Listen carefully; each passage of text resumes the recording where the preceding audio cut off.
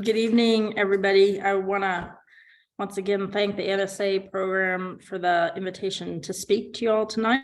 We're going to be talking about winter feeding programs. Now, I focused on beef cows, but excuse me, if you have questions on sheep, we can certainly address those as well. So with that, I'll just go ahead and share my screen.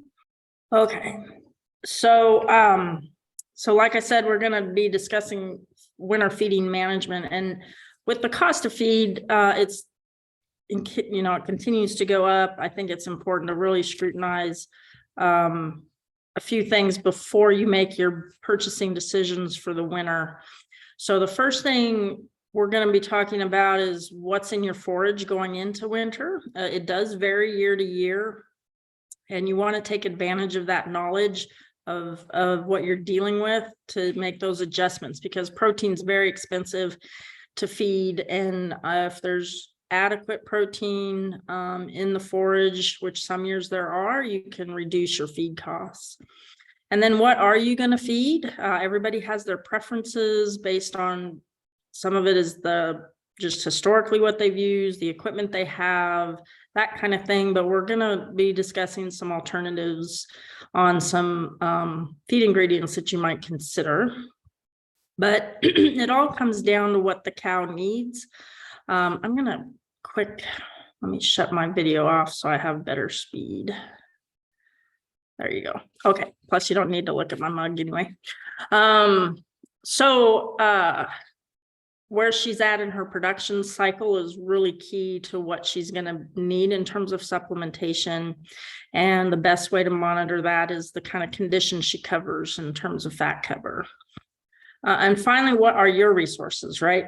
Again, we talked about preferences, and availability is really going to be key this year in terms of hay versus, say, protein cubes or tubs or liquids, and what kind of equipment do you have access to? Okay, it doesn't want to forward, so we'll make it forward. Okay, so the first thing to think about, and I don't know if folks have done this before, but is to analyze your forage going into fall. So you kind of want to wait till after the first heavy frost, or you know that your grass is turned, just based on color, that can kind of indicate where you're at in their growth cycle. And I meant to throw up their website, but there's several labs you can use. I personally have used Servitech for my analysis when I send in feed samples, and they give you back a report that has a whole list of nutrients. But we're going to focus on the two key ones that if you cover those, protein and energy, you're probably good to cover the rest. So we'll talk about what that information can do to help you build a program. The other thing I can't emphasize enough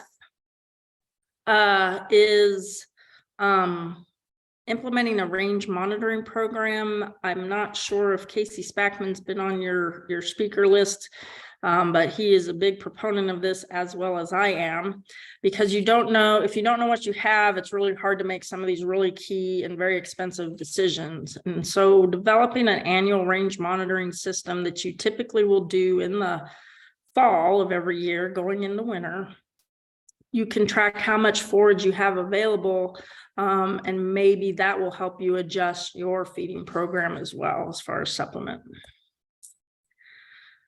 So this is just a blow up version of the sample that I get when I send off. Now this is a total mixed ration. It's a little higher energy than normal. I just wanted you to use this as an example of the numbers I tend to look at when I'm evaluating a feed stuff in order to tweak it.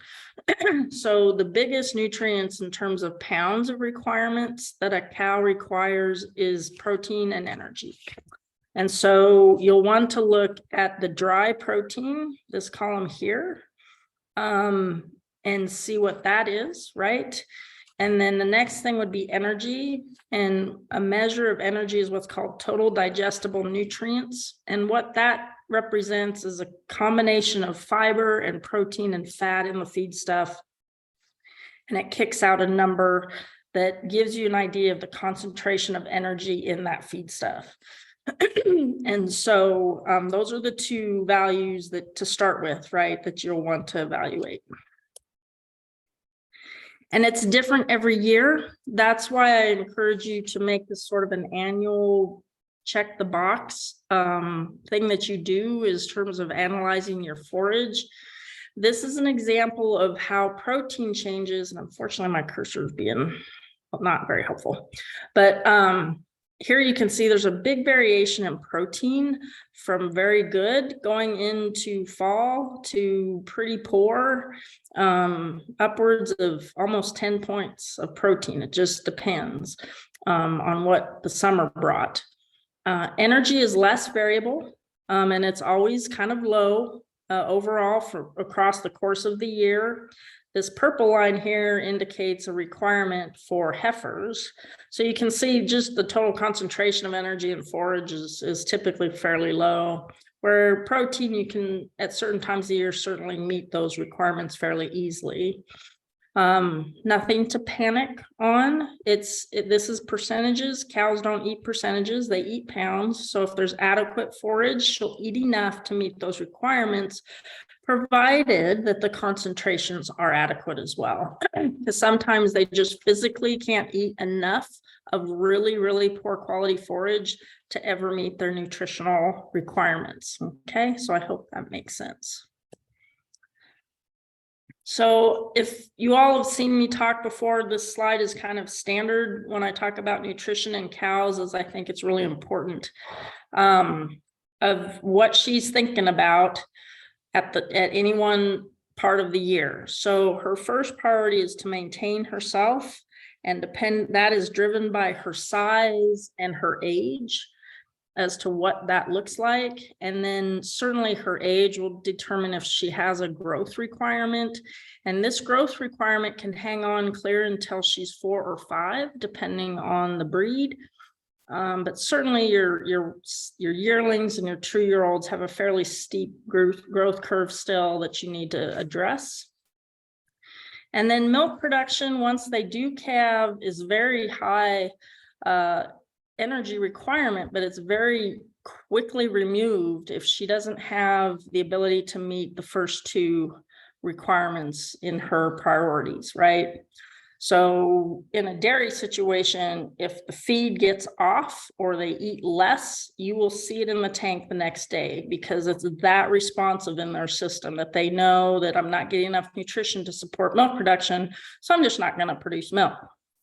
And then finally, their least priority is reproduction. So if you're not meeting the first 3 objectives for her, she is not going to want to breed.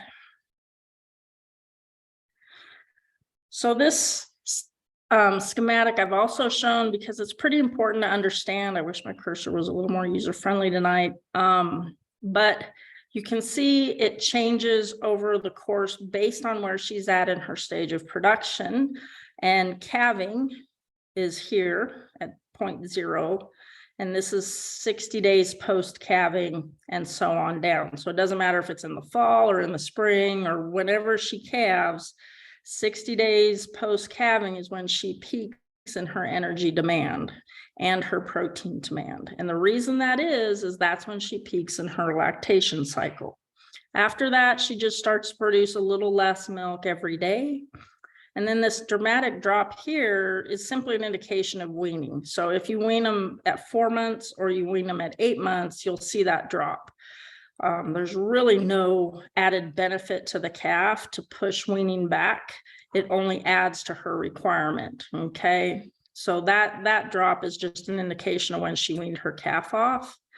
And then the next thing that happens is her production of her next year's calf, right? The fetus grows, and then the last 60 days trimester, the late trimester, is when that calf really grows in utero and requires a lot more nutrition as well.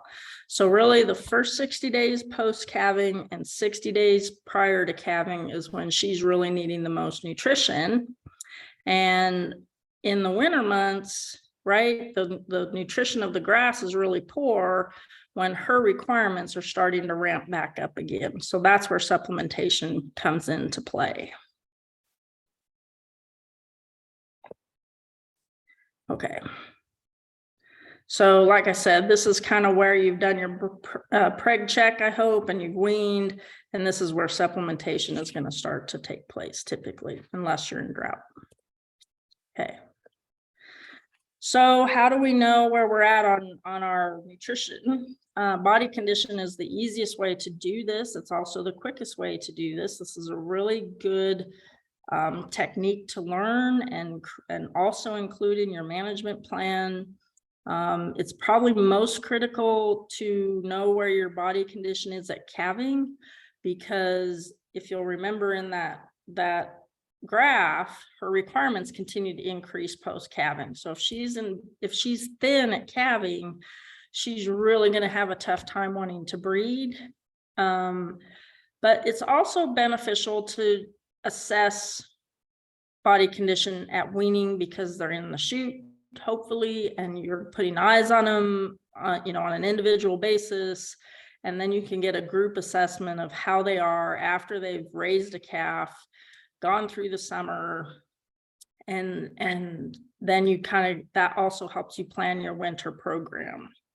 Now, ironically, thinner cows, even if they're mature, will have higher requirements than if they are at a normal body condition of this baldy cow here of a 5, right? This is sort of what we consider healthy.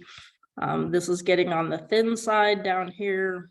And so it's more expensive to get her back up to this size of being fairly productive, because she has to now gain weight back. And we will demonstrate that in supplementation and what that looks like in terms of amount of feed you'll have to feed and the potential cost.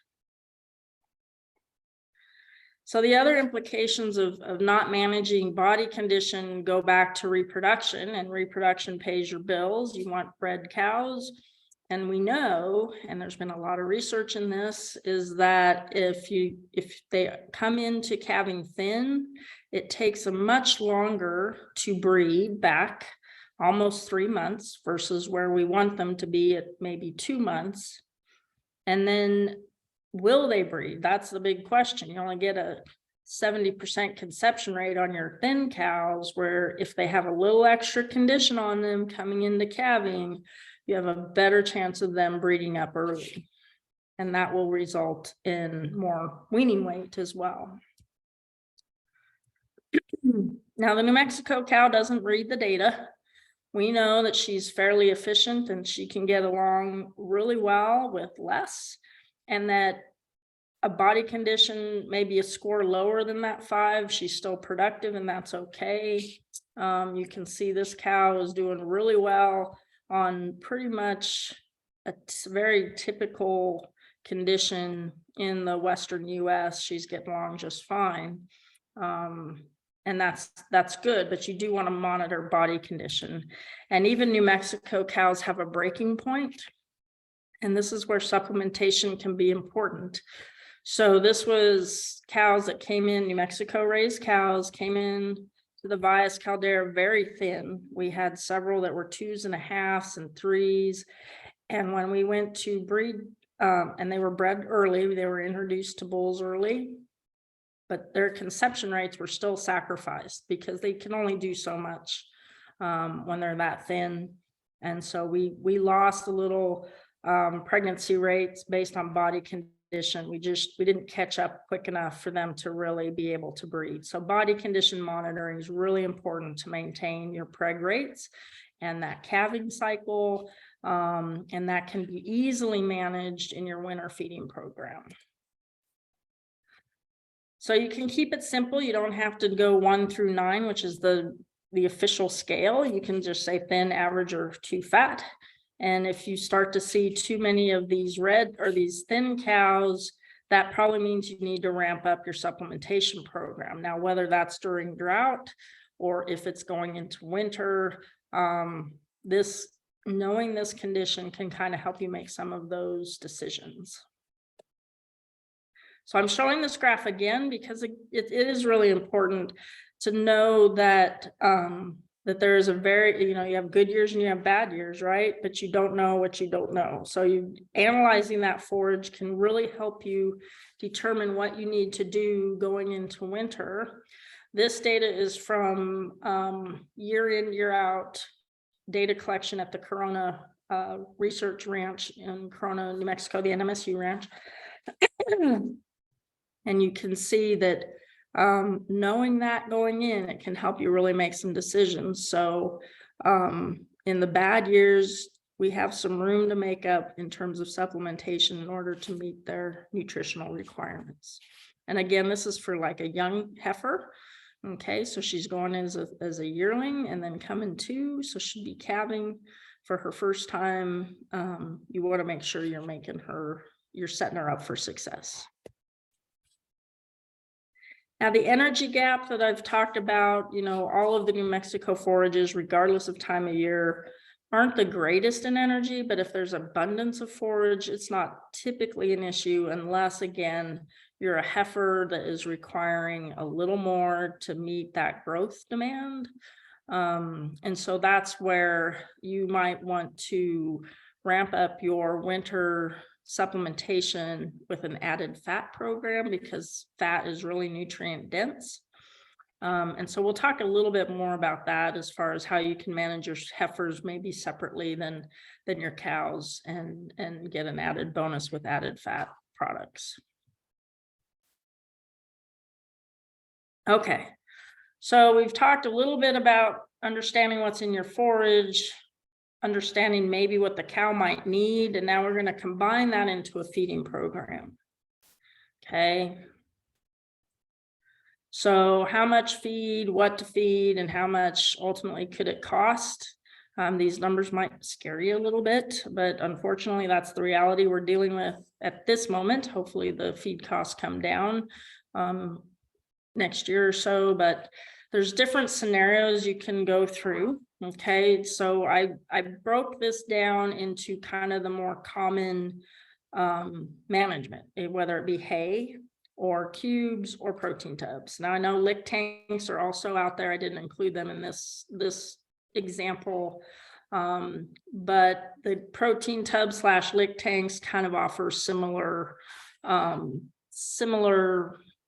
management styles. Okay.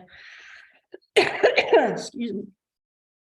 So I gave prices at $300 a ton for alfalfa, $250 for grass, $600 for low protein cubes, such as 20%, upwards of $800 a ton for your 30% plus protein cubes. And then the tubs are $150. I sort of shot that in the dark, to be honest. I just adjusted everything about 30%. Based on what I've known current costs were this time last year. Added fat supplements, like I said, are going to be a little more expensive, but they're more nutrient dense. So in a lot of cases, you more effectively and quickly improve body condition, and you don't necessarily have to feed quite as much. So I'm going to shoot out a couple scenarios for you, okay? And then we'll kind of talk about options. So in scenario one, you had a rough year. A lot of people did with drought. And so your cows came in a little bit on the thin side of 3.5. And so you really, really want to gain that weight back at calving. So she has a successful, you're setting her up for success in that next breeding year. So your goal is to gain at least one body condition score over the winter. So she could get to about a 4.5 at calving. And in order to do that, she'll need to gain about 75 pounds to achieve this goal. The forage, you had now analyzed it, and it came back at 4% protein, which is fairly average for dormant forage, and 48 energy, which is also fairly average for dormant forage. So what do I feed and how much will it cost? Well, the first thing is you need to know what she needs, and that's the goal, is to meet her needs. So on average, a cow is going to eat about, say she's about 1,100 pounds. She's going to consume about 2% of her body weight, which comes out to about 23 pounds of feed a day. but she's thin, right? In that scenario, we need to add weight. So we're going to increase her protein and energy about 10 to 15%. Now, a normal cow, without having to gain weight, she needs 1.1 3/4 pounds of protein a day, and she needs about 11.5 pounds of energy a day to be able to maintain herself. But I adjusted that up in the scenario 1 because we are wanting her to gain weight. So she needs to gain weight about 2 pounds of protein a day and 13 pounds of energy. And on my calculations of 23 pounds, I hope you're following me, 23 pounds of intake and the protein and energy values of that forage, it's really only applying about half of her protein needs and about not quite, she's not meeting her energy needs, right? She's at 11 pounds of energy and she really needs 13. So our difference is we got to make up a pound of protein and almost 2 pounds of energy to get her to gain weight. So in order to get that done, she'll need 6 pounds of alfalfa, if that's your supplement of choice. Grass hay, she needs 10 pounds. This is an addition. So if you're feeding full hay, this is an addition to whatever you're feeding in terms of full hay. So say she's out on pasture and you feed hay as a supplement, right? She needs 6 pounds of alfalfa. She needs 10 pounds of grass hay. And the reason that is grass hay is just not as nutrient dense.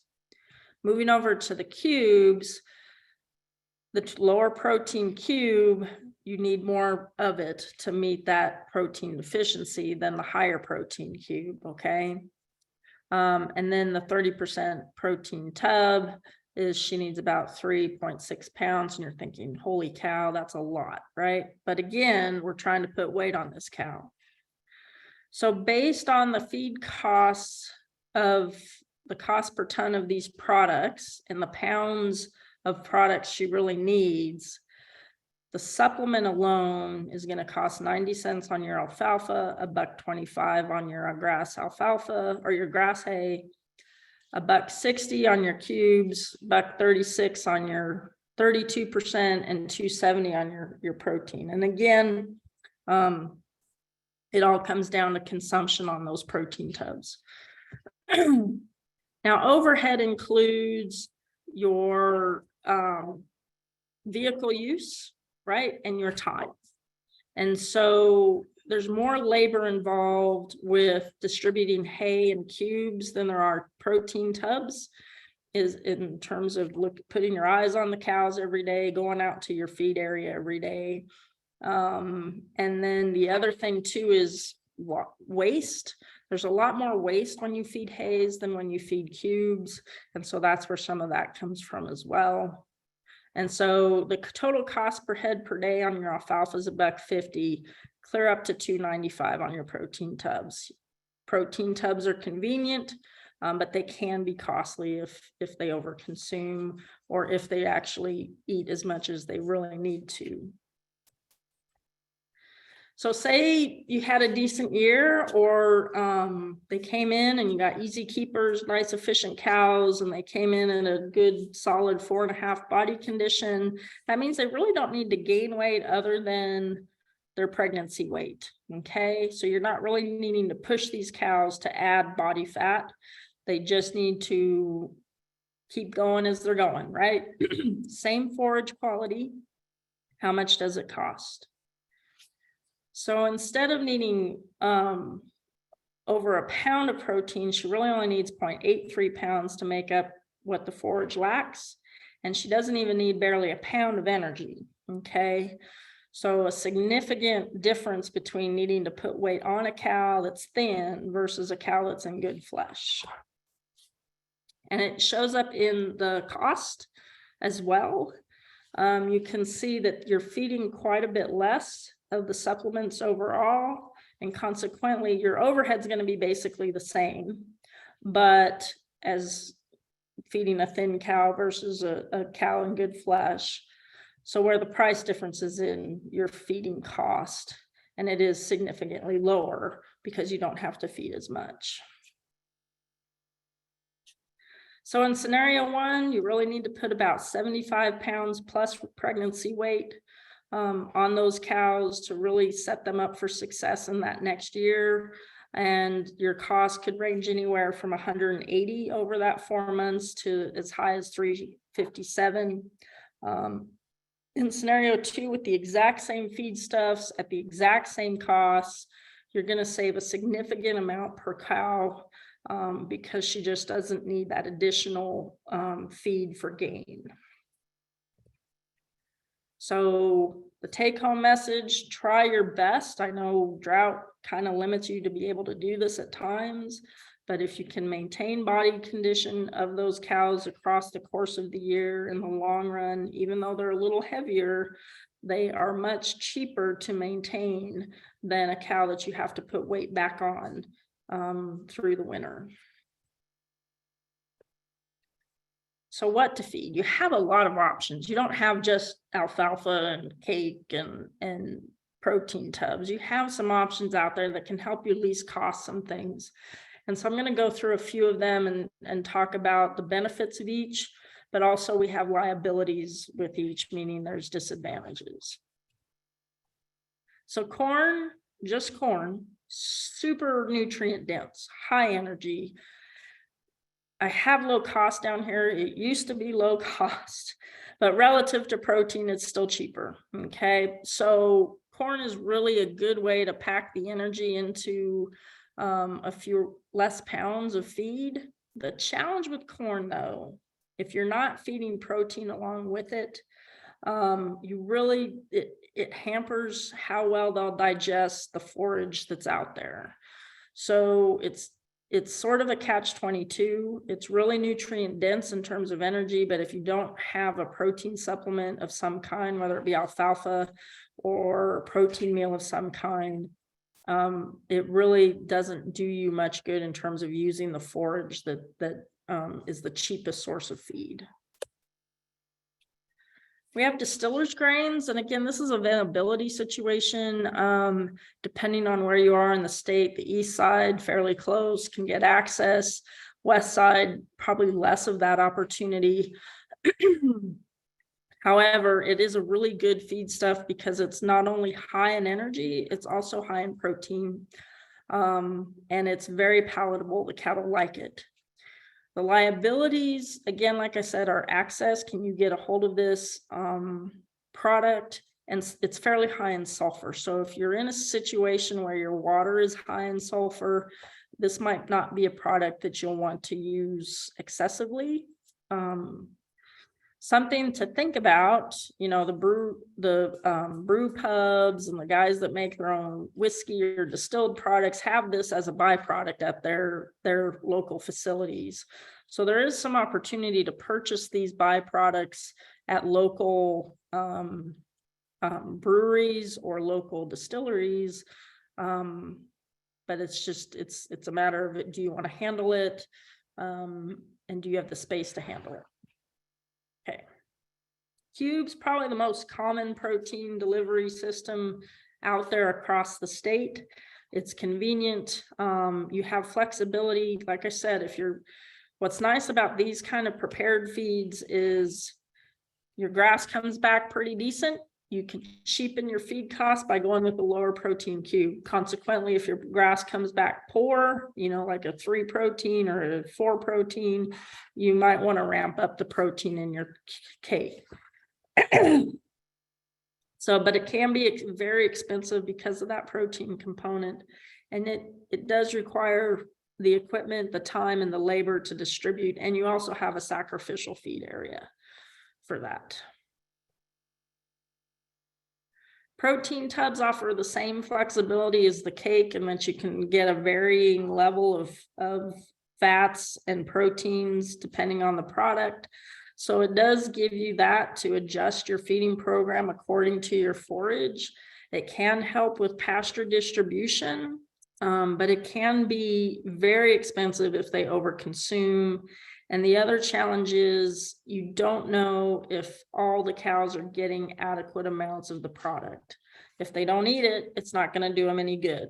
So sometimes the boss cows overconsume and the more timid cows don't eat it at all. And that's where you get some uneven response to that investment.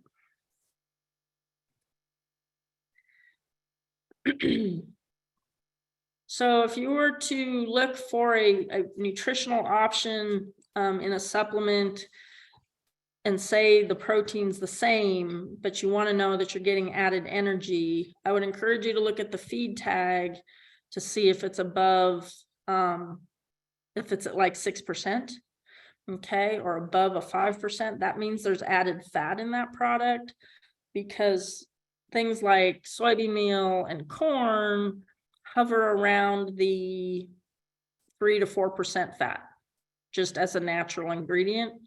So if it goes above that on the feed tag, then you probably have an added fat product. This byproduct here is distillers. The other benefit on supplement, it should be balanced with minerals and vitamins built in. So, but we still encourage you to keep out free choice mineral and particularly salt. Again, for pasture distribution and the fact that they need salt in their diet.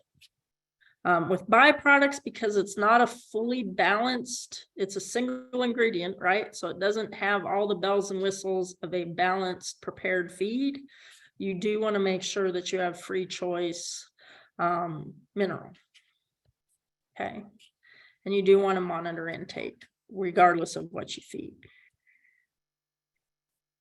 So this is an example of a feed tag. This is a 32 protein. And the crude fat here, let me look. So they have to list fat. So it's got to be on here somewhere.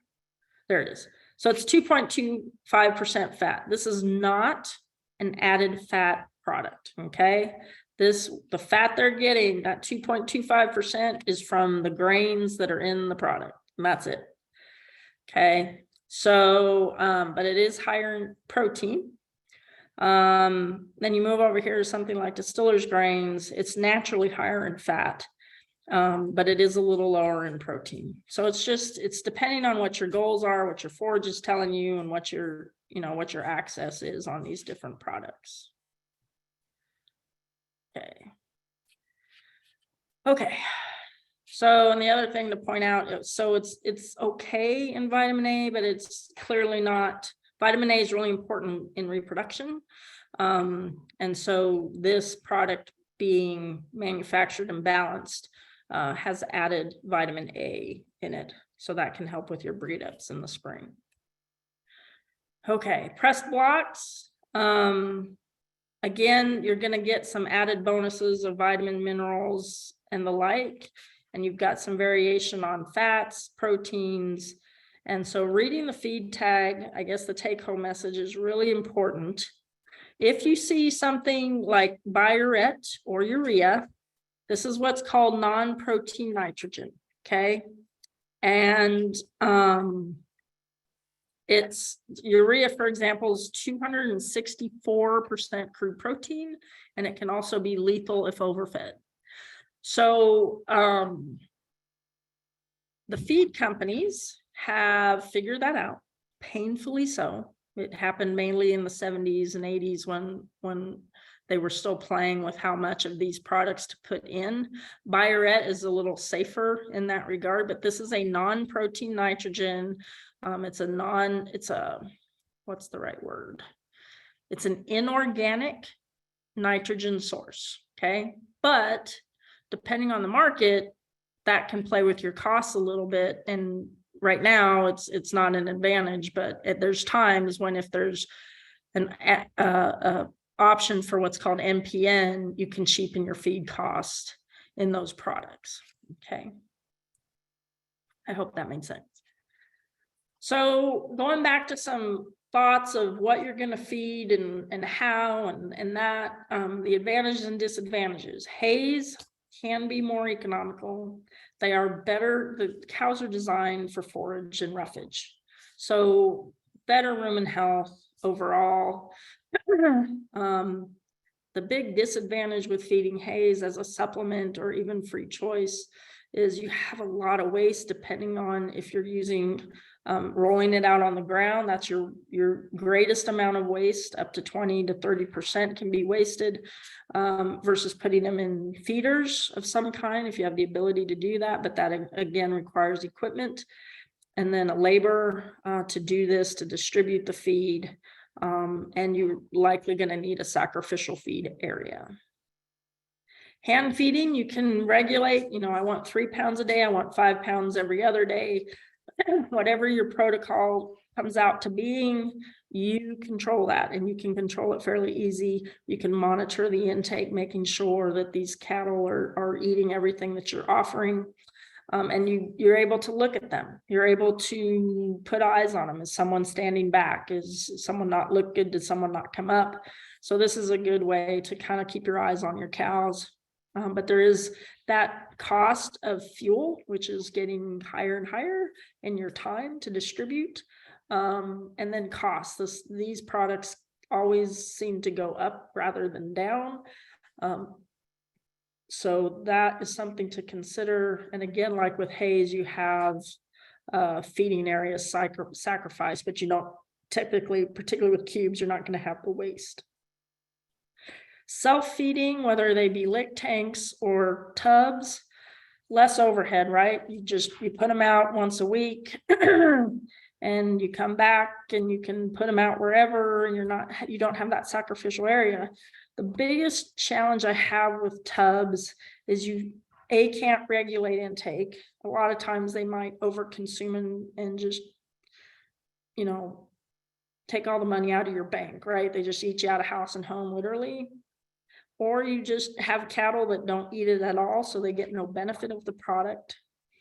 And then, as much as you check waters and you check your cows, you don't get that opportunity, maybe depending on how big your pastures are and how spread out your waters are, to really put eyes on all your cattle every day. So we'll just summarize now. Establish your plan based on not only the stage of production, which is absolutely key. You've got to meet the nutrient requirements of your cow. That's first priority. But you got to know what you're working with to know how to balance that with the right supplement. And so understanding your condition of your pastures and the quality of the forage going into winter can really help you save money and make those adjustments. And the best way to do that is to implement a regular range monitoring program, where every fall is the best time to do not only measuring the quality of your forage, but the quantity. And so and that's best done at the end of a grazing season. It's more expensive to put weight back on a cow that's lost quite a little than it is to try and maintain her throughout the year the best you can, realizing drought makes that very challenging at times. But that's, if you can do that at all, then you're ahead of the game, and your input costs will stay way down. Timing of supplementation is important. You don't want to get behind the 8 ball and try and catch up with a lot of feed and very expensive. But that said, if your cows are in pretty good shape at weaning, you can maybe hold off a month or so before you start feeding, and that can save you quite a little money. But if they're thin at weaning, then you really got to start supplementing right away. So that's important in terms of that next year. You always want to be thinking about setting her up for success in that next year. And then how you feed is an important decision to make as well, because it impacts the cow and how she responds to the supplement. But more importantly, it's going to really impact your input costs. So that's something to consider. And with that, I will take questions. If you guys have any questions, feel free to unmute yourself, or you have the other option of inserting your question in the chat box. So if you have questions, feel free to unmute yourself.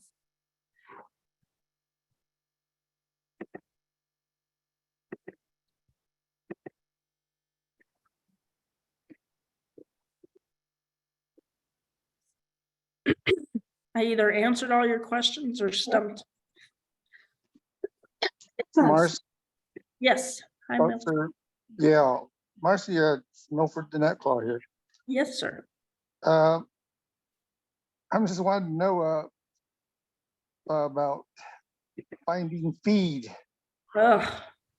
I mean, you know, the market of hay flux. I mean, it's different, I guess, throughout across the state.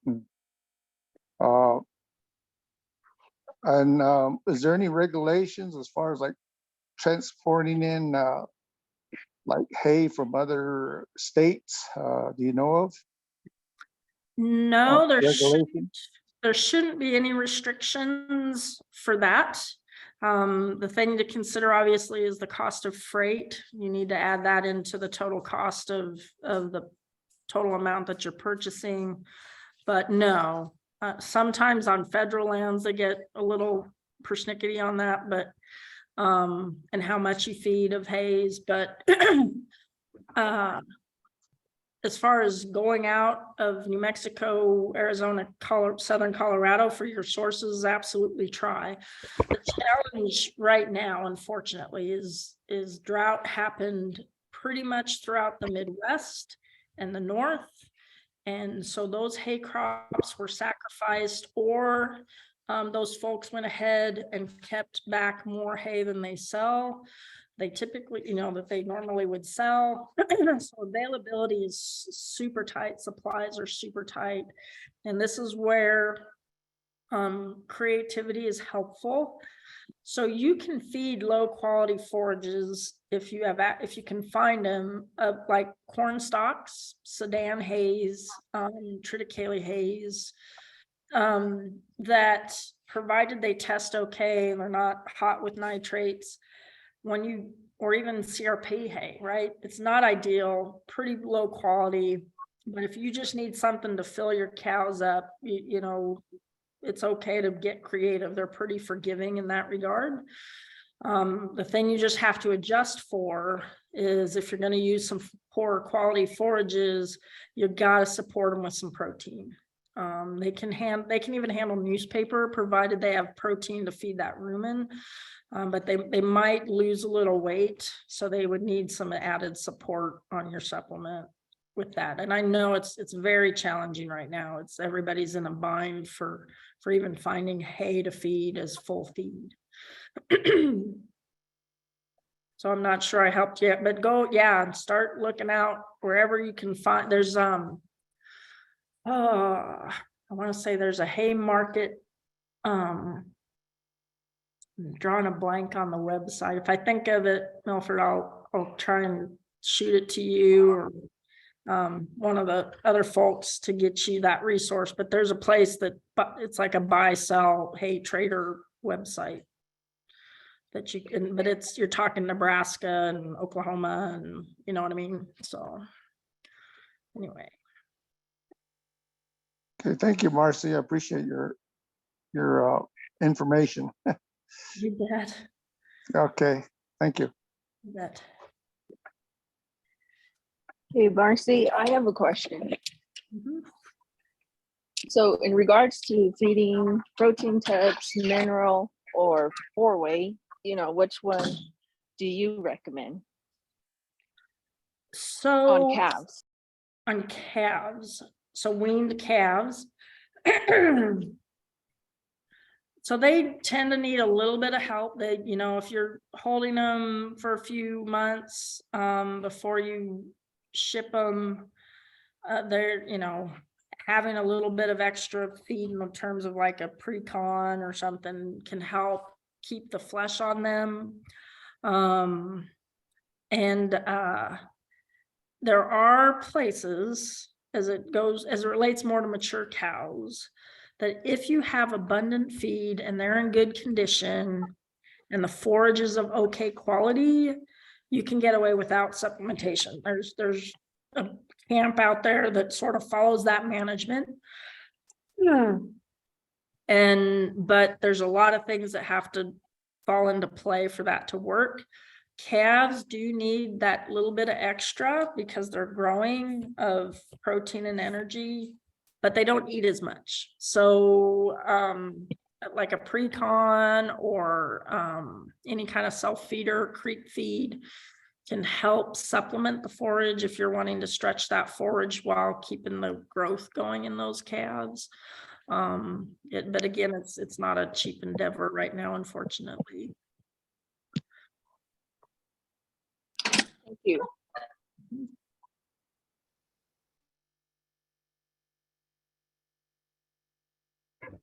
Any more questions? Do unmute yourself. I did release a poll, so if I could get you guys' feedback, I would really appreciate it, but there's still room for some questions. So if you have a question of mine, unmute yourself, or you can go ahead and insert them in the chat box. And I typically send these presentations on to Mikkel or Jesse, so you'll have access to them. Yeah, oh, sorry about that. I saw that in the chat. But yes, Sarah, and this goes for everybody. Marcy does send in her PowerPoint presentation, and we do share it on our website. So do look out for that. It's going to be on the website pretty soon. But Shannon, you have a question here, Marcy, or from Shannon. Yeah, I saw that on mineral. Sorry, I've got boogers in my throat. So range mineral, yes, it's good to leave range mineral out year round. And there's a couple reasons for that.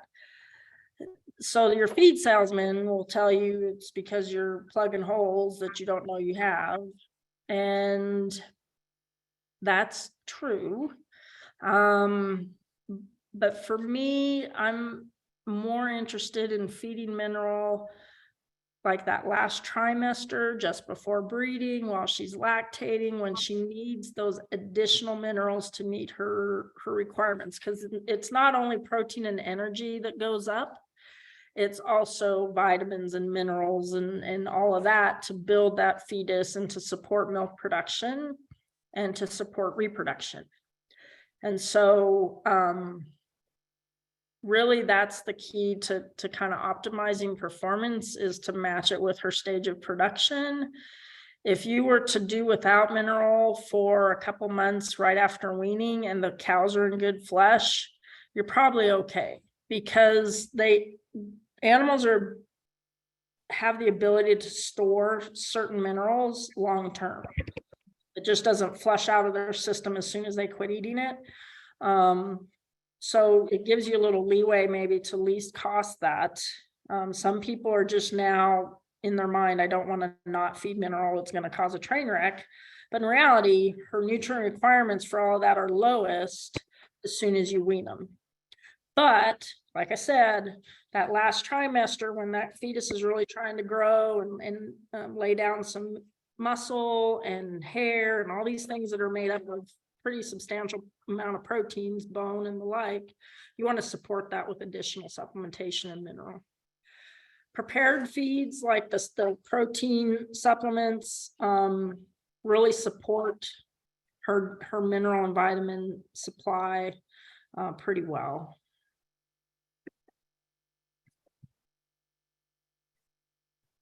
So I hope that answered your question as far as feeding mineral.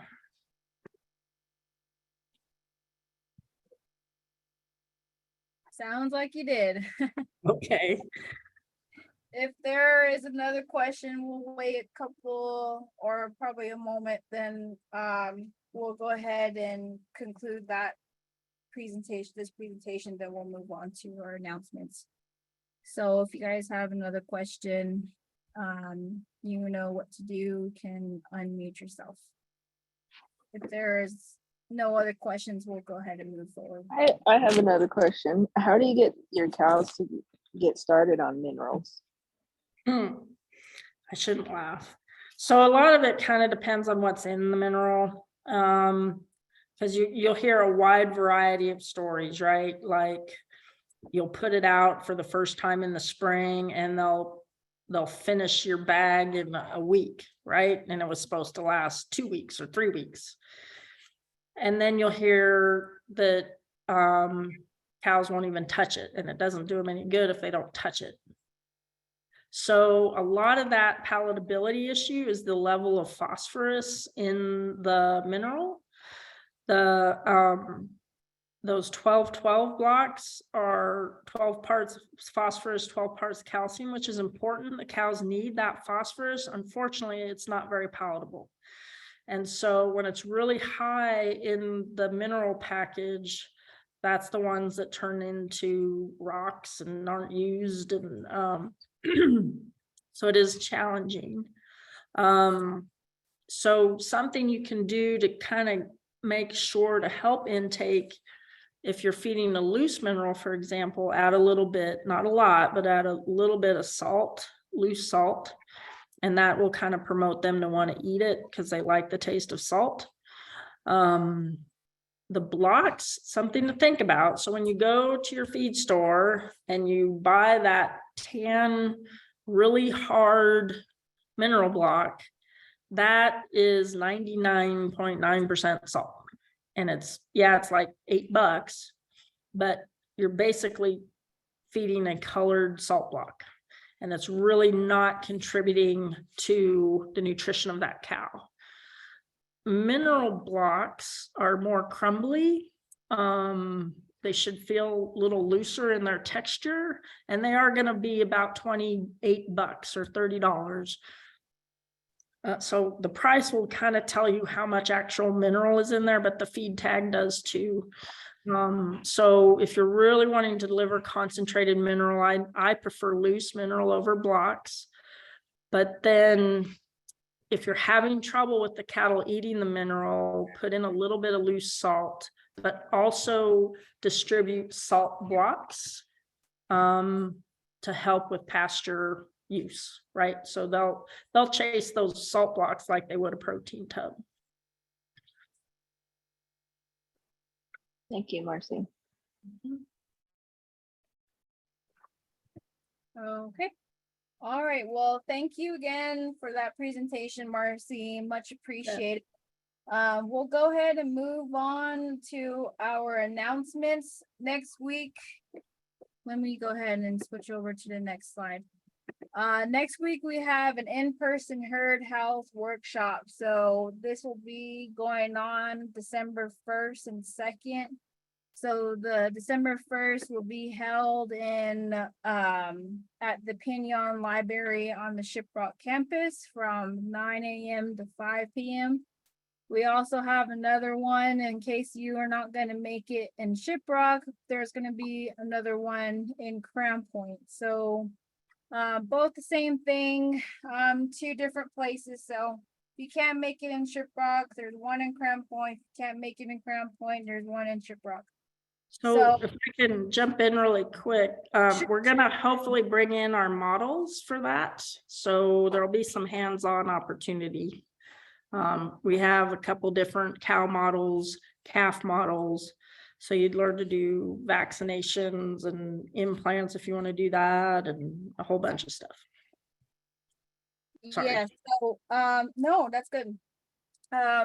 Marcy Ward, she's the NMSU livestock specialist, so she's going to be doing the presentation for both herd health management. So do come out and join us for this event. So like I said, if you can't make Shiprock, there's Crown Point. So do come out and learn a few things from Marcy, and just to let you guys know, it's in person. So do come out, and that's going to be next week on December 1st and 2nd. It's on our website as well, so if you want to take a look at it, feel free. Kelly, can I add something? Sure, go ahead. Okay, so during these workshops, morning is going to be in the classroom, and then in the afternoon we're going to be shoot side, doing hands-on demonstration. Okay. All right. Thank you. So that's the information there. So the ladies here are very helpful. So they kind of clued you guys in and what's going to be covered and the rundown of how the full day is going to look like. So come join us for our herd health management workshop. And that next week, we're going to have, the following week, we're going to have a Northern BIA-Natural resource webinar. This is going to be presented by Lambert Chi. He's the BIA supervisor. So he's going to be discussing some projects they are in the process of, along with some conservation plan discussion. So don't forget about that. That is that is requiring registration. So head over to our website to register for this event, and all of our webinars before they start at 5:30 and around about 6:30-ish. So just to let you guys know, this is for December 7th, and that concludes kind of our next week and following week upcoming events. We do have other stuff that's on our website as well. So if you guys are interested in looking up some webinar and workshop PowerPoint slides, like what Marcy mentioned, we do share it on our website. So if you want to look at that up, feel free. There's our newsletters as well from previous newsletters. We have our Navajo Nation Division of Natural Resource Directory, along with USDA programs, conservation planning programs up there as well. So a lot of great things up there. So if you want to take a look at it, feel free at nsa.nmsu.edu. You can reach us on our Facebook page. We also have, like I said, our monthly newsletter. All our webinars are going to be posted on YouTube channel. So if you guys wanted a copy of that, there's the YouTube up there. So if you want to go in a search bar, search Navajo Sustainable Agriculture Project, and it'll lead you to all of our previous webinars. But other than that, thank you all for joining us, and hope you guys have a good rest of your day and well, night actually. So have an early Thanksgiving.